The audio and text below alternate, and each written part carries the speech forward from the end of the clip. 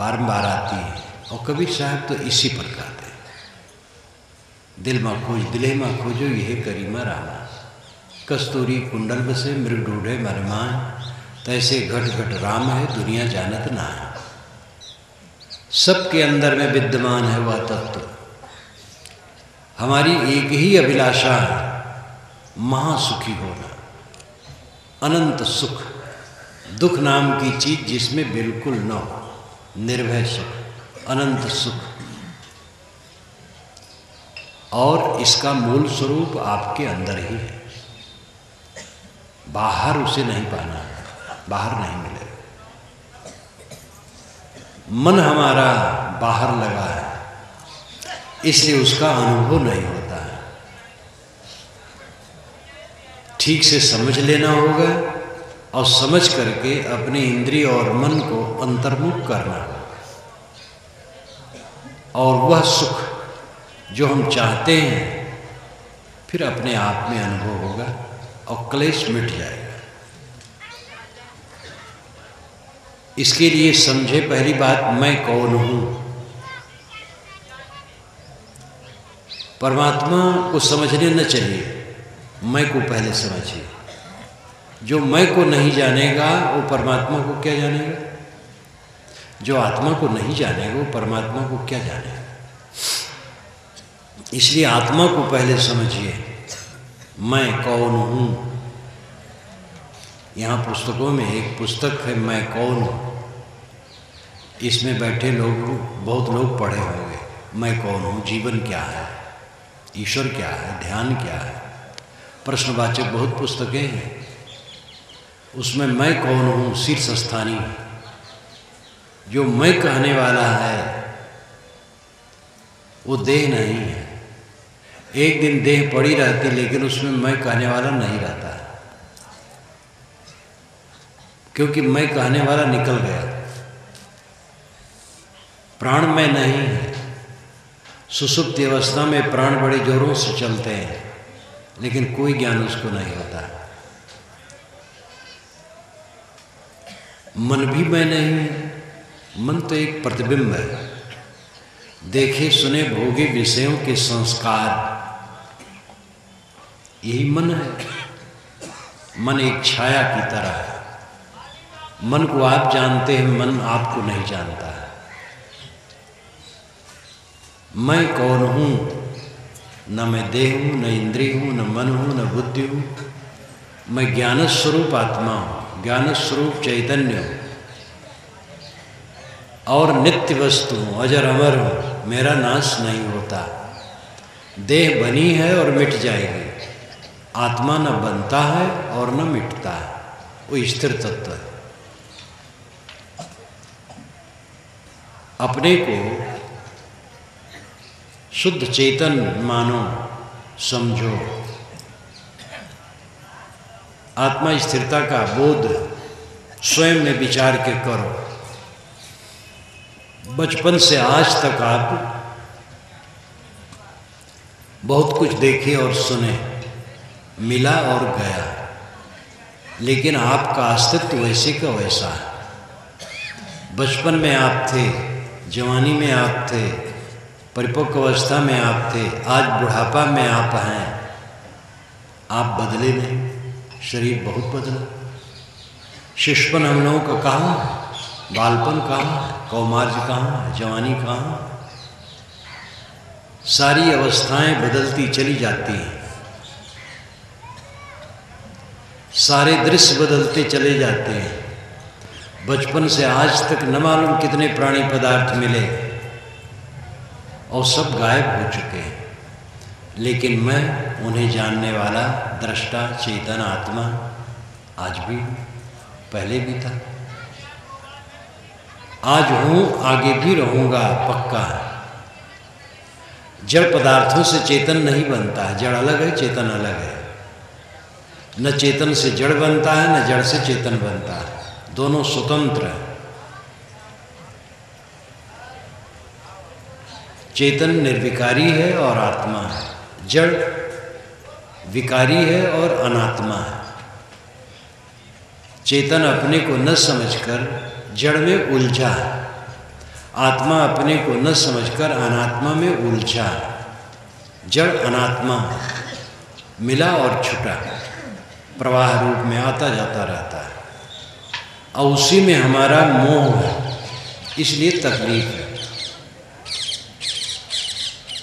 अपना माना हुआ शरीर क्षण क्षण बदलता है, जो शरीर पर मन टिकाएगा वो सुखी नहीं रहेगा। अपने साथ के लोग, उनकी अवस्थाएं बदलती हैं, उनके रंग रूप बदलते हैं, शक्ति क्षीण होती है और उनमें से किसी किसी का मन भी बदलता है। तो अगर पास के प्राणियों में मोह करेंगे तो तकलीफ होगी।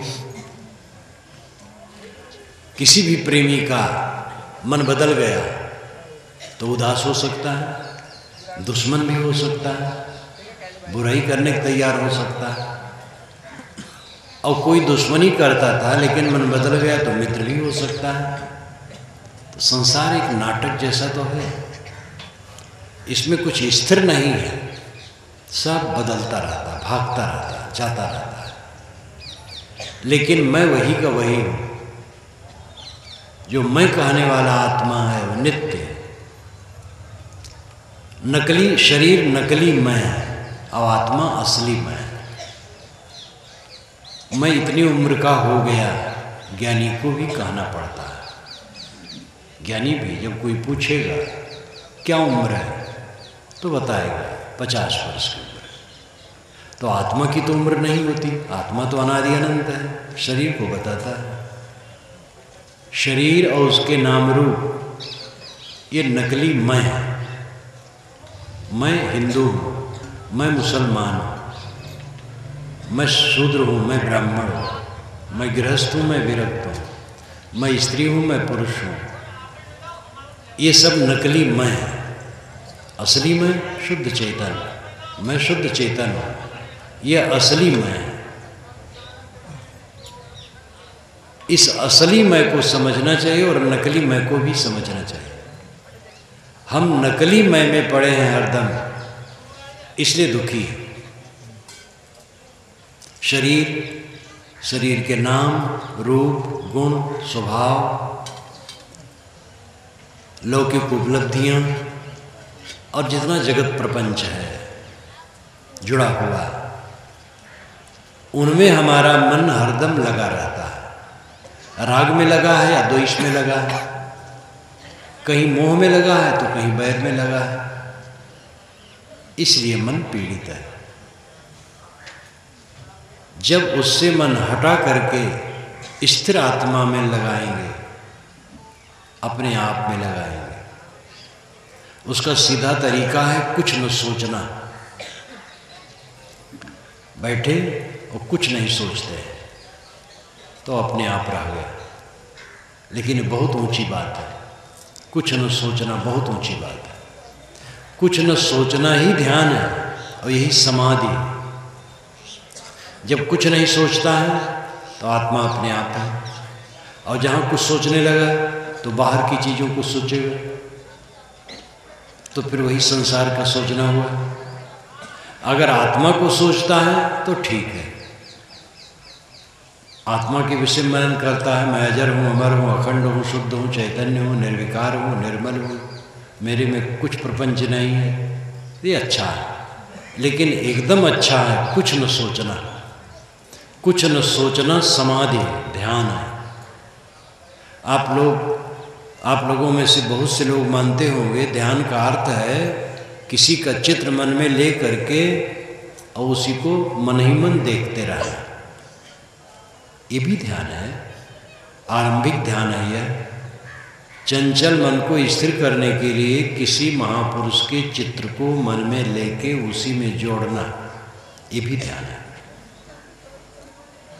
आंखें बंद की और बंद आंखों में अंधकार प्रकाश जो दिखाई दिया उसी में मन को रोकना, ये भी ध्यान है। सांस आती जाती है, अपने आप आती जाती है, सांस पर मन टिकाना, ये भी ध्यान है। एक बिंदु की कल्पना कर ली गई हृदय में, कंठ में, कहीं भी, और उसी में मन को रोकना, ये भी ध्यान है। तो ये सब आरंभिक ध्यान है। चंचल चित्त को स्थिर करने के लिए, एक खूंटे में बांधने के लिए, एक सादा सात्विक खूंटे में बांधने के लिए, ये सब अच्छा है। लेकिन असली ध्यान है कुछ न सोचना, एकदम उच्चतम अवस्था।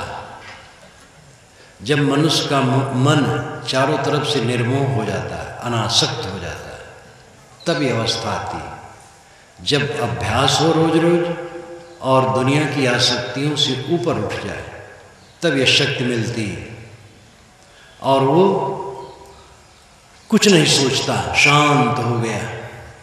तो ये स्वरूप स्थित, आत्मस्थित कहते हैं, इसी को ब्राह्मी स्थित कहते हैं।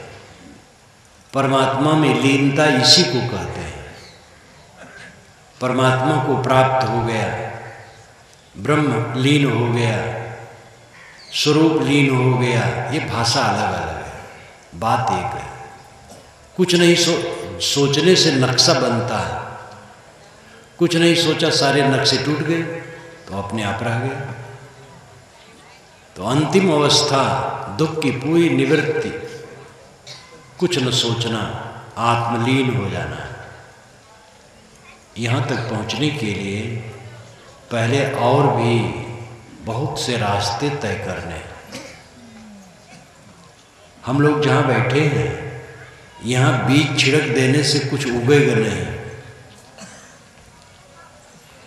जहाँ मुलायम खेत हो, उसकी कमाई की जाए, खाद पानी डाला जाए, जोता जाए, समय आए तब बीज डाला जाए, तब उसमें फसल होती है। इसी प्रकार आत्मज्ञान, आत्मसंतोष, आत्मस्थित, यह स्थिति तब आती है जब पहले के और रास्ते तय कर लिए गए हो। मोटे मोटे दोष पहले छोड़ना। आदमी अंडा मांस मछली खाता है, ये बिल्कुल गलत है। कितने जानवर हैं जो मांसाहारी नहीं होते, एकदम शुद्ध शाकाहारी होते हैं। और आदमी तो आदमी है, दयालु से होना चाहिए, पवित्र भोजन करना चाहिए। मांस अशुद्ध भोजन है और हिंसा से प्राप्त है, घृणित चीज है। अपना ही दांत जब उखड़ जाता है तो हम मुख में नहीं रख पाते, तुरंत उगल देते हैं। दूसरे जानवर की हड्डी और मांस मुख में रख के चबाना कितना गलत है। अंडा एक गर्भ है और अंडा को खाना गर्भ खाना है, तो ये अंडा मांस मछली का त्याग होना चाहिए। नशा की सारी चीज़ों का त्याग होना चाहिए। नशा में सरगना है शराब, और फिर अनेक रूप हैं, गांजा, भांग, तंबाकू, बीड़ी, सिगरेट। ये सब नशा तो बिल्कुल निरर्थक है। मांस खाने वाले तो कह सकते हैं मांस खाते इससे एनर्जी मिलती है, प्रोटीन मिलता है। तंबाकू खाने वाले क्या कहेंगे? तंबाकू में तो निकोटीन नाम का जहर होता है। इसलिए आहार शुद्ध होना बहुत जरूरी है। आहार शुद्ध हो, सत्व शुद्धि, सत्व शुद्ध हो, ध्रुवा स्मृति, अस्मृत लंबे सर्व ग्रंथि नाम में प्रमोक्षा। सनत कुमार ने नारद को समझाते हुए छांदोग उपनिषद में लंबा व्याख्यान दिया। उपनिषद सौरभ में ये सब लिखा गया है। उपनिषद सौरभ आप पढ़ें तो ये बातें आएंगी, वो भी इस बुक स्टॉल में होगा। सनत कुमार ने अंत में कहा अपने व्याख्यान के, आहार शुद्धो सत्व शुद्धि। आहार शुद्ध होने से सत्य यानी अंतःकरण शुद्ध होता है। आहार का अर्थ मुख से ग्रहण करना मात्र नहीं है। जो कुछ हम ग्रहण करें वो सब आहार है। आहार का मतलब होता है खींचना, आहरण करना, ग्रहण करना, लेना। आँख से जो कुछ हम देखते हैं आहार है, वो आँख का आहार है। कान से जो कुछ सुनते हैं कान का आहार है। नाक से जो कुछ सूंघते हैं नाक का आहार है। चाम से जो कुछ हम छूते हैं चाम का आहार है। जीभ से जो कुछ हम ग्रहण करते हैं वो जीभ का आहार है। इस प्रकार पांचों विषयों को जो हम ग्रहण करते हैं, ये 5 विषय आहार है। जब ये आहार शुद्ध हो जाए, देखना ठीक हो, सुनना ठीक हो, सूंघना ठीक हो, छूना ठीक हो, खाना ठीक हो, सब ठीक हो, तब सत्व शुद्ध हो, चित्त शुद्ध होता है। और चित्त शुद्ध होता है तो ध्रुवा स्मृति, स्मृति ध्रुवा हो जाती है, चित्त स्थिर हो जाता है। जिसका चित्त शुद्ध हो जाता है उसका चित्त स्थिर होता है, और कोई काम करेगा तो स्थिरता से कर सकेगा, चाहे व्यवहार का काम, चाहे अध्यात्म का काम। स्थिर चित्त से ही आप हल चलाने में सफल होंगे, कारखाने में काम करने में सफल होंगे, दफ्तर में, दुकान पर, कहीं भी आप सेवारत हैं, अगर स्थिर चित्त वाले हैं तो आपका काम सरल होगा। जिसका चित्त चंचल है उसका काम बढ़िया नहीं होता, बिगड़ जाता है। आहार शुद्ध होने से चित्त शुद्ध होता है। जब हमारे जीवन का सारा व्यवहार पवित्र हो जाता है तब चित्त शुद्ध होता है, और चित्त शुद्ध होता है तो उसमें एकाग्रता आती है। एकाग्रता आती है तो सब गांठें कट जाती हैं। साहब ने कहा है, नेम जगावे प्रेम को, प्रेम जगावे जीव, जीव जगावे पीव को, वही जीव वही पीव। नियम से चलने पर प्रेम जगता है। पहले तो नियम शुरू करो। गृहस्थी में तो और नियम की बड़ी जरूरत है, साधुओं को भी नियम की जरूरत है। नियम में अपने को बांधो। सुबह 1 घंटा अकेले में बैठो, ये नियम बना लो। रोज 1 घंटा अकेले में बैठो, ज्ञान के ग्रंथ पढ़ो, आत्मचिंतन करो कि अपने में दोष और गुण कितने हैं। दोष घट रहे हैं, सद्गुण बढ़ रहे हैं, तो जीवन सफल हो रहा है। और दोष बढ़ रहे हैं, सद्गुण घट रहे हैं, तो असफल हो रहा है। काम की लंपटता जैसे पहले थी, क्या वैसे है? क्रोध का उद्वेग पहले वाला है कि घटा? मोह, लोभ, ईर्ष्या, द्वेष, दुखी होने की आदत, चिंतित होने की आदत, बड़बड़ाने की आदत, कलह करने की आदत जैसे पहले थी वैसे है कि घटी? इस प्रकार सोचे। निरंतर अपने दोषों को घटाने का प्रयत्न करें। दोषों को घटाने का अर्थ है सद्गुणों को बढ़ाना। क्रोध घटेगा, क्षमा अपने आप बढ़ेगी। उद्वेग घटेगा, शांति अपने आप आएगी। काम वासना घटेगी, पवित्र विचार अपने आप आएंगे। दुर्गुणों का घटना सद्गुणों का विकास है। इस प्रकार आत्मनिरीक्षण करें और रोज दोषों को घटाने की चेष्टा करें, ध्यान करें। इस प्रकार 1 घंटा आप सुबह अकेले में बैठने के लिए निश्चय कर लो, एक नियम बना लो। बन सके तो शाम को भी बना लो, तो एक नियम हो गया। इस नियम से आप चलेंगे लगातार तो कुछ दिन में देखेंगे कि आपके जीवन में बड़ा परिवर्तन आया है। और नियम न बनाओगे, समय निकल जाएगा। लोग कहते समय नहीं है। समय किसको नहीं है? सबके पास समय है। टीवी देखने का समय है, घंटों घंटों अखबार पढ़ने का समय है, गप मारने का समय है, बकवास करने का समय है, बिला हेतु ही राजनीतिक चर्चा करने का समय है। जो राजनीति में लगे हैं वे राजनीति की चर्चा करें, ठीक है, आप लोगों को अपना काम करना चाहिए। लेकिन राजनीति में उलझ गए, बैठे 2 आदमी, एक भाजपा का है, एक कांग्रेस का, बस लड़ गए, न लेना न देना। अगर आप एडवाणी और सोनिया और अटल के पास पहुंचना चाहो तो नहीं पहुंच पाओगे, और बिला वजह लड़ गए। अटल ठीक है, आडवाणी ठीक है, सोनिया ठीक है, कांग्रेस ठीक है, भाजपा ठीक है, दोनों अपने देश की पार्टियां, अन्य पार्टियां भी ठीक हैं और सब नेता भी ठीक हैं। जहां आपका मन हो उठ दो, जहां ना हो न दो। राजनीतिबाजी की बात बकबक करके दिमाग क्यों खराब करते हैं? और ऐसा देखा जाता है बिला वजह दुकानों पर बैठे हैं, ऑफिस में बैठे हैं, बस एक आडवाणी को ले लिया, एक सोनिया को ले लिया और लड़ना शुरू कर दिया।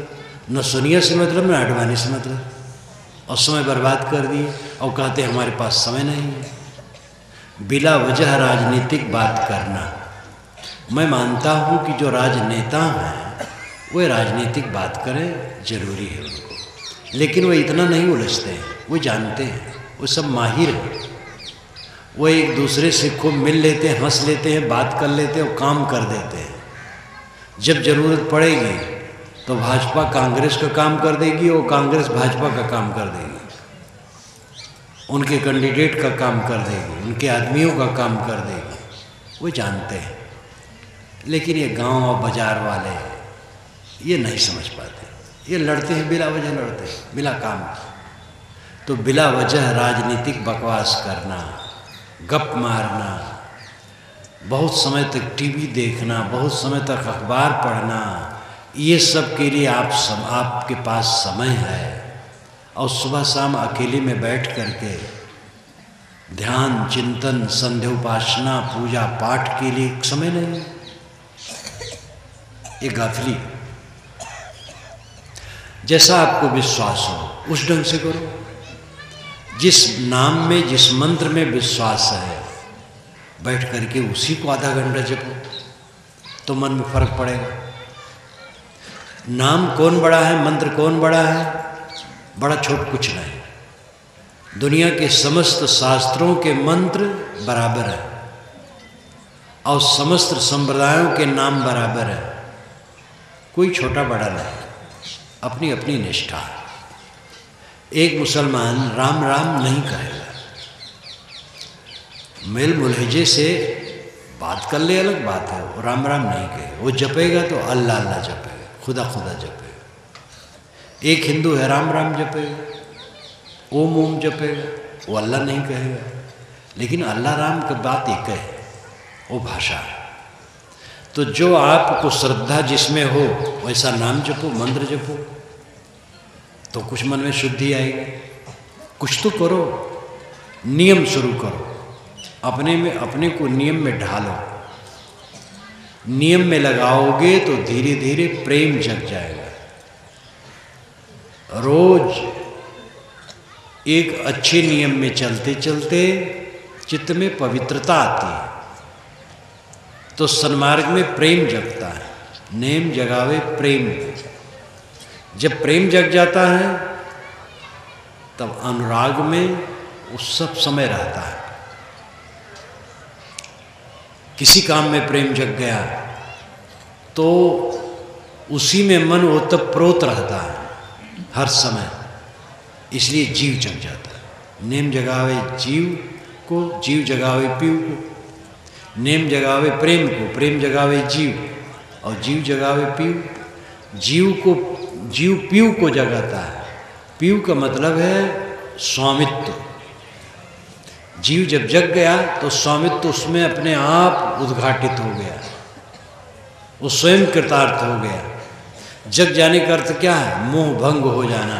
गोस्वामी जी ने कहा है, जानी तबहि जीव जग जागा, जब सब विषय विलास विरागा।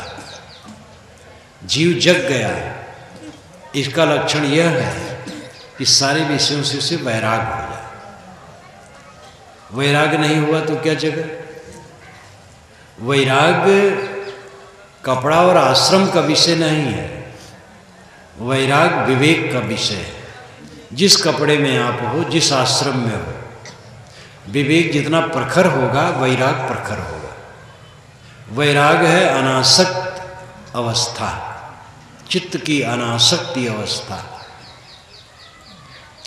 कोई धोती कुर्ते में है, शर्ट पैंट में है, देवियाँ साड़ी ब्लाउज में है, लेकिन जिस क्षण जिसके मन में सब प्रकार की आसक्ति मिट जाएगी, निर्मोह चित्त हो जाएगा, उस समय वो वैराग से भरा। वैराग चित्त की अवस्था, निर्मल अवस्था, और इसके बिना किसी का दुख नहीं दूर होता।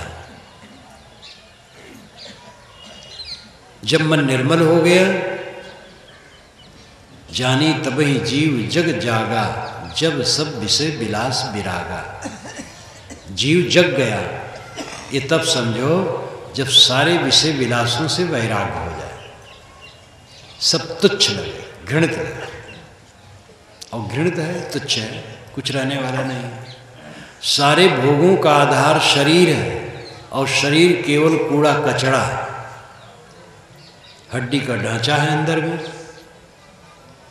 मांस उस पर लेपा है, नसें उसमें रक्त बहता है, टट्टी पेशाब की थैलियाँ अंदर में लटकी हैं, और चाम लपेटा है, पसीना उसमें आता रहता है, बाल उगे हुए हैं, रोएं, टट्टी पेशाब पसीने और इंद्रियों के विकार निरंतर निकलते रहते हैं। फिर उसमें रोग व्याधि और मानसिक उद्वेग, पूरा कूड़ा कचड़ा शरीर है। इसमें विशेषता यही है कि मानव शरीर में विवेक जगने का साधन है, और वही काम लोग नहीं करते हैं, कूड़े कचड़े ही का काम करते हैं। अगर कोई साधन भजन नहीं करता है तो क्या काम करता है? टट्टी पेशाब बनाने का मानो कारखाना चला रहा है। रोज खाता है, पीता है, टट्टी पेशाब शरीर में बनती और निकलती है, बस। जो साधन भजन नहीं करता है वह टट्टी पेशाब बनाने का कारखाना चला रहा और कुछ नहीं कर रहा, चाहे कितना विद्वान हो और कितना ज्ञानी हो, कितना योग्य हो। खा रहा है, टट्टी पेशाब बना रहा है, उसको निकाल रहा है, बस। जो साधना भजन करता है वो सफल है। ये गंदा शरीर उसका सार्थक है। शरीर गंदा है, क्षणिक है, जड़ है, विकारी है। कौन सी वस्तु इसमें है जो प्रियकर है और पवित्र है? कभी कभी एक्सीडेंट होता है इतनी खराब स्थिति में कि ट्रक का चक्का आदमी के ऊपर पूरा चल गया, रौंद दिया, हड्डियां टूट गई और एकदम पचदे शरीर हो करके बिखर गए। तो कुदारी से उसको समेटना पड़ता है, उस मलबा को। यही ये शरीर है मेरा। कौन सी वस्तु इसमें प्रिय है? सारे भोग और ऐश्वर्य का आधार शरीर कूड़ा कचड़ा है। फिर और दुनिया में क्या वस्तु है जो प्रियकर है? परम प्रीतम राम है, जो सबके अंदर में रम रहा है, और उसका बोध आदमी को नहीं। महाराज राम, दशरथ ने अपने पुत्र का नाम राम रखा था। वह राम जो सनातन राम है वो दशरथ के पहले से भी था। राम के पहले से तो था ही, दशरथ के भी पहले से था, और सब समय में है, आज भी है। और केवल हिंदू में नहीं, मुसलमान, ईसाई, यहूदी सब में है, प्राणी मात्र में है। वह राम सब में रम रहा, वही केवल पवित्र है। यह संसार सकल है मैला, राम गहे ते सूचा। कहें कबीर राम नहीं छाड़ो, गिरत परत चढ़े ऊंचा। डगमग छाड़ी दे मनवौरा, अब तो जरे बरे बनी आवे लीने हाथ सिगोरा। हुए निसंग मगन हुए नाचो, लोभ मोह ब्रह्म छाड़ो। सूरा कहाँ मरण थे डर पे, सती न संचय भाड़ो। लोक लाज कुल की मर्यादा, यह गले की फांसी। आगे चल के पीछे लौटे हुए हैं जग में हांसी। यह संसार सकल है मैला, राम गए ते सूचा। कहें कबीर राम नहीं छाड़ो, गिरत परत चढ़े ऊंचा। ये पूरा पद है साहब का। डगमग छाड़ी दे मन बौरा, अय पगले बन डगमगाना छोड़ दे। साधना में ठीक से चल, आगा पीछा मत कर, अपने को संयम में साध। गृहस्थों को भी ब्रह्मचारी होना चाहिए। एक दो बच्चे हो गए, ब्रह्मचारी हो जाओ। अगर इतनी हिम्मत नहीं है तो अधिक से अधिक ब्रह्मचर्य का पालन करो। जितना अपने को विषय वासना में डुबाओगे उतना मिटाओगे।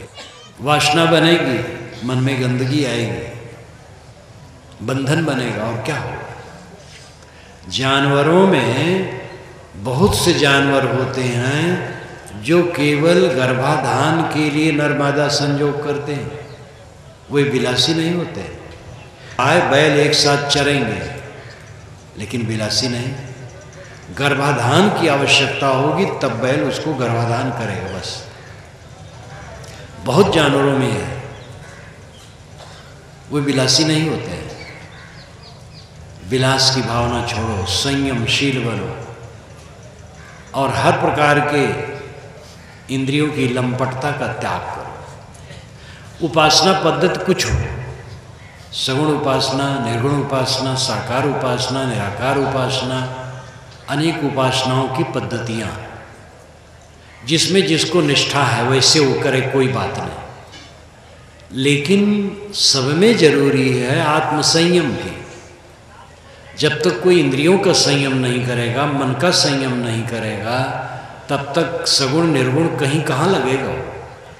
सगुण उपासना करते हो तो उसमें भी मन तब लगेगा जब विषय वासना में न लगे, और विषय वासना में लगेगा तो सगुण भगवान में कैसे लगेगा। इसलिए उपासना पद्धति कुछ हो। जीवन की पवित्रता हर जगह आवश्यक है और उसके लिए विवेक वैराग की हर जगह जरूरत है।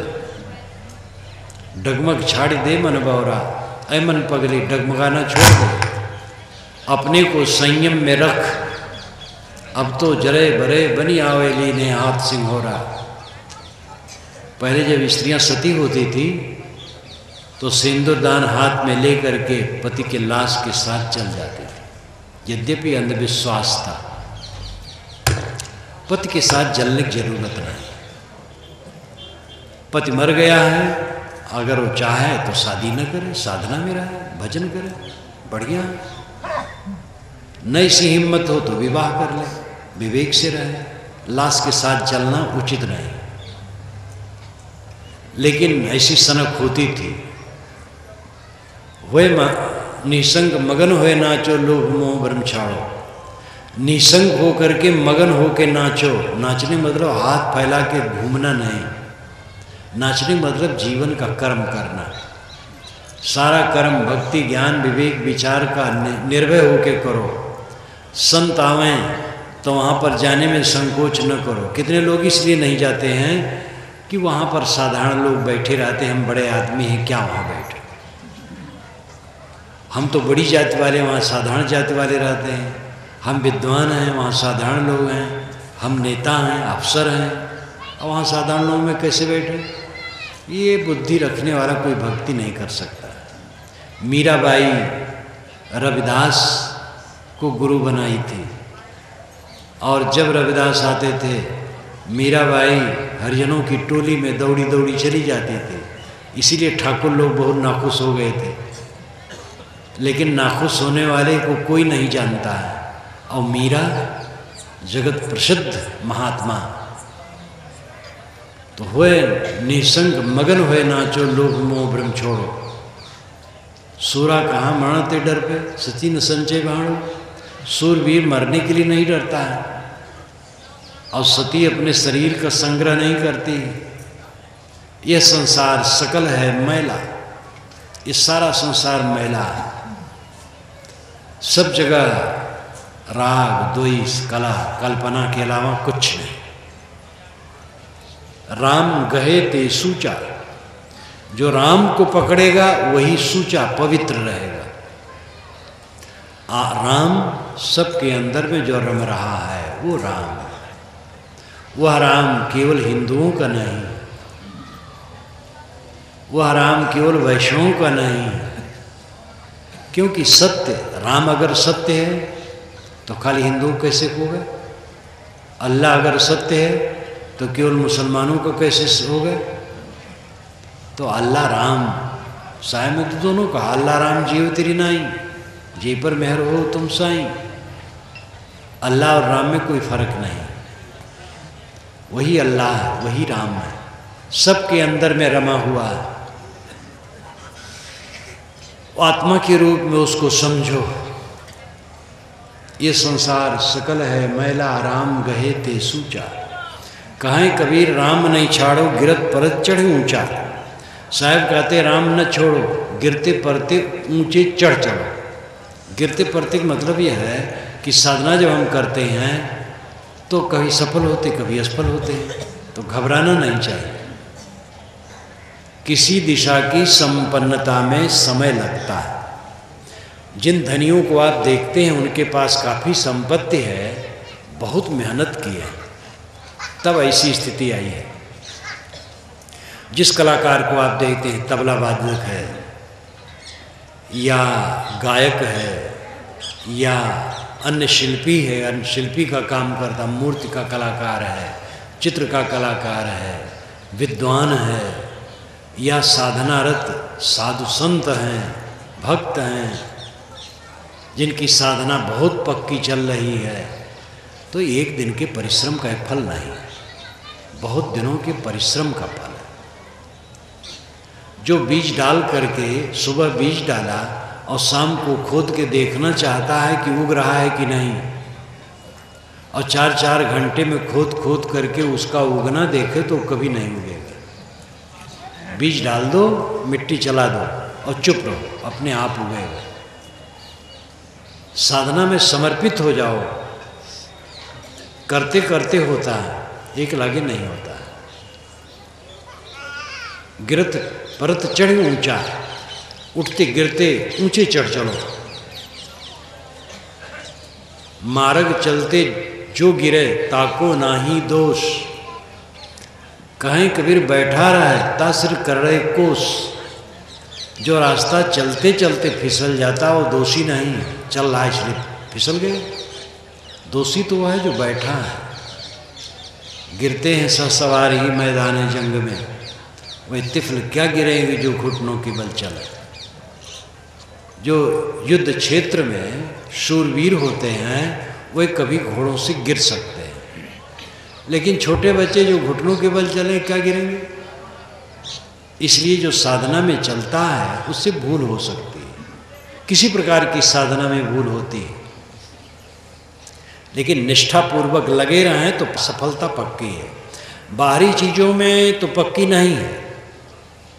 धन कमाते कमाते भी इच्छित धन नहीं मिल पाता।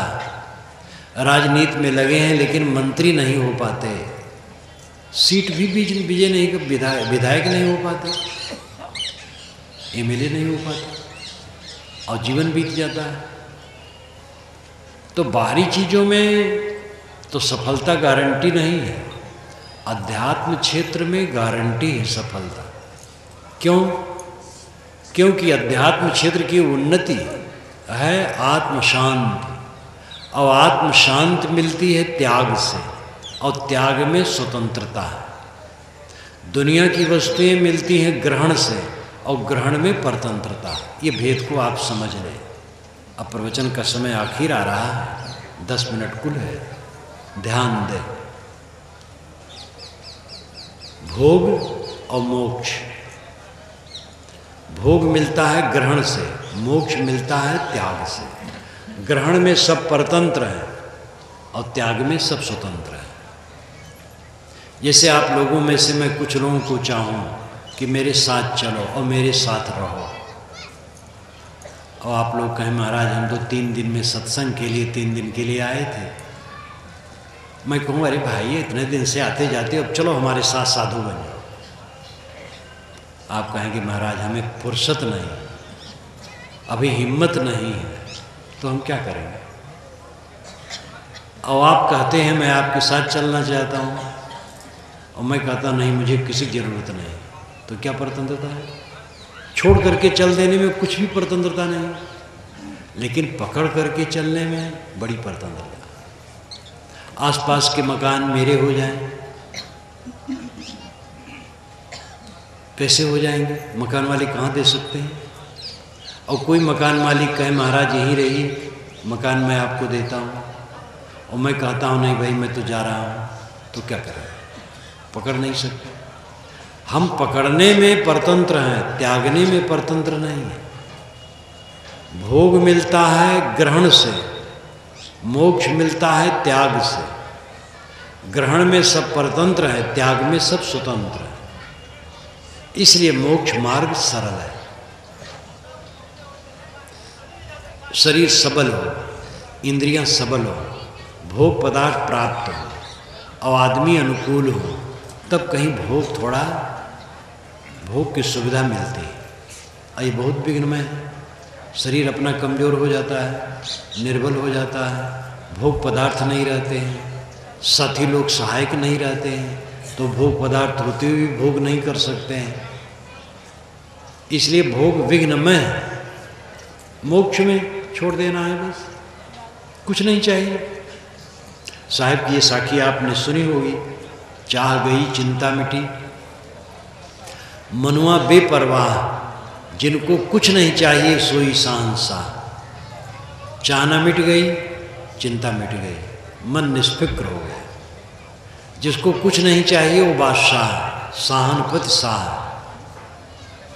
ये केवल साधुओं के लिए नहीं है, जो कल्याण चाहे सबके लिए। घर गृहस्थी में आप हो, कुछ चाहना न रखो, मेहनत करो और मेहनत में जो मिले उसमें संतोष रखो और कोई चाहना न करो। बादशाह, हम साधु भेष धरे हैं, अगर चाहना करेंगे तो हम बादशाह नहीं हो पाएंगे। और कोई गृहस्थे वेश में हो, चाहना छोड़ दो तो बादशाह हो जाए। इसलिए कपड़े से कोई बादशाह नहीं होता। ये जो कल्याण की अवस्था है कपड़े से नहीं मिलती। कपड़ा तो एक वेश की मर्यादा है। जो करने की बात है वो भीतर है। इच्छा का त्याग, वासना का त्याग, कामना का त्याग। जितनी इच्छा मन में रखो उतना दुखी रहो, जितनी इच्छा घटाओ सुखी हो। सारी इच्छा छूट गई, मां सुखी हो गई। गिरत परत चढ़े ऊंचा, गिरते पड़ते उठते चलते ऊंचाई पर चढ़ते चलो। तो ऊंचाई कोई जमीन की ऊंचाई नहीं है, कोई अध्यात्म ऐसा नहीं है कि ऊपर पर्वत पर चढ़ना है। जहाँ आदमी है निष्काम होता गया, ऊंचाई पर पहुंच गया, परमात्मा के पास पहुंच गया, ऊंचाई पर पहुंच गया।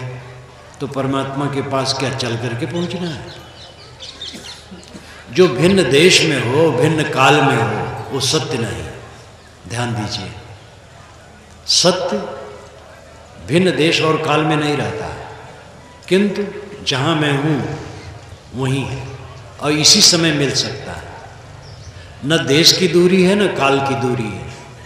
सत्य से, राम से, ब्रह्म से, खुदा से, गॉड से, मोक्ष से, परमानंद से, परम सुख से, निर्वाण से देश और काल की दूरी नहीं है।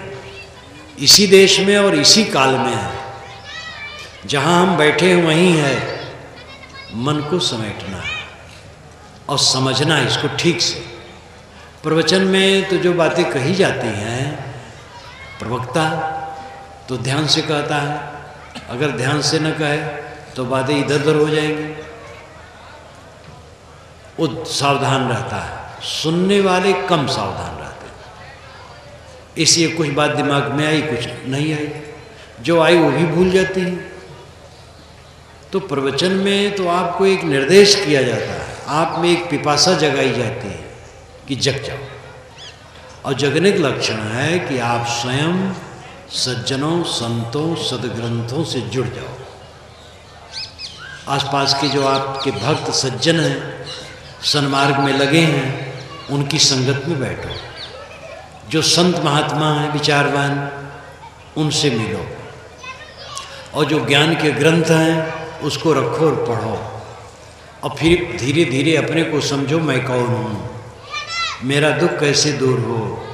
इस पर स्वयं चिंतन मनन करो तो करते करते होगा। केवल प्रवचन सुन करके पूरा काम थोड़े होगा। प्रवचन तो आरंभ है। प्रवचन में आप सुनेंगे, चेष्टा जगेगी तो काम शुरू करेंगे। इसलिए किसी को भी घबराने की आवश्यकता नहीं है। दुनिया की उपलब्धियों में हम पूरा स्वतंत्र नहीं हैं, लेकिन कल्याण की उपलब्धि में हम पूरे स्वतंत्र हैं। जैसा मन चाहता है दुनिया में कहाँ होता है। विवाह करो तो अनुकूल पत्नी नहीं, अनुकूल पति नहीं, संतान ही नहीं हुई, संतान हुई तो लड़का नहीं हुआ, महादुखी। ये लड़कियां भी दुखी होती हैं जबकि खुदे लड़की हैं। एक देवी आज मुझे मिली कि मेरे पास 2 लड़कियां हैं, मैं बहुत प्रसन्न हूँ, मैं बहुत खुश हुआ उस देवी से। मैंने कहा देखो इंदिरा एक लड़की ही थी जवार की, सैकड़ों लड़कों से आगे, तो इसलिए मीरा लड़की ही थी, लक्ष्मीबाई लड़की ही थी, सीता जी लड़की ही थी।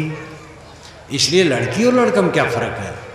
अब पढ़ाई लिखाई बढ़ रही है, अब धीरे धीरे ये संस्कार घट रहा है, लेकिन मतलब है कि जैसे मन चाहता लड़की लड़का नहीं मिले, मिले तो अनुकूल नहीं है, धन अनुकूल नहीं मिला, दुनिया में खिन्नता हर समय बनी रहती है। इसलिए दुनिया की उपलब्धियों में संतोष हो जाए असंभव है। वो तो संतोष से संतोष होगा। आत्म संतोष सरल है, हमें कुछ नहीं चाहिए। जो हमारा मकान है राजभवन है, चाहे फूस की झोपड़ी हो, हमारे पास साइकिल है मानो हेलीकॉप्टर है, किसी मोटरसाइकिल पर ध्यान नहीं जाना है। जो हमारा परिवार है, धन है, वो बहुत है। इस प्रकार जिसके मन में होता वो दुखी नहीं होता। जो प्राप्त है उसमें संतोष। तो लौकिक वस्तुओं में भी जब तक हम स्वयं संतोष न करेंगे शांति नहीं मिलेगी। और आध्यात्मिक विषय तो बहुत सरल है। अपने मन को ठीक करना है, वाणी को ठीक करना है। पैसा लगे न कौड़ी दाम, बोल कड़ा कर राजा राम। राजा राम बोलो, पैसा कौड़ी तो लगेगा नहीं। ये तो एक कहावत है। पैसा कौड़ी इसमें नहीं लगना है। अपने मन को मारो, अपने क्रोध को जीतो। किसी ने कट कह दिया, आप कट न करो। किसी ने गाली दी, आप शांत रहो, उत्तेजना छोड़ के रहो, आपकी विजय हो गई। गाली जिसने दी वो हार गया, अब आप सह लिए, आप जीत गए। लेकिन ये समझना बड़ा मुश्किल है। कहते हैं हनी को आना पाप दोष न गना, जो मैं मारा ताही में मारा।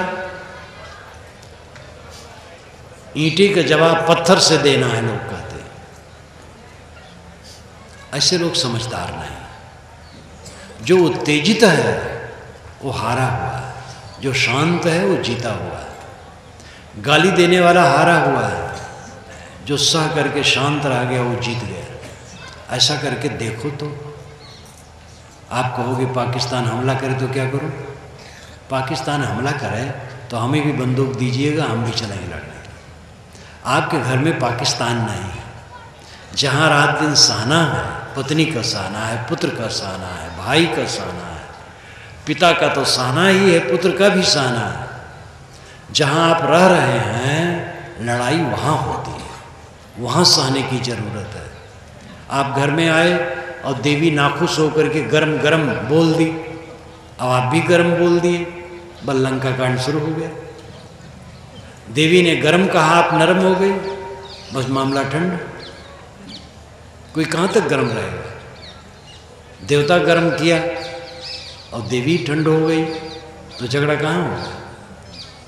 ये सब काम परिवार में, समाज में रह करके करना है।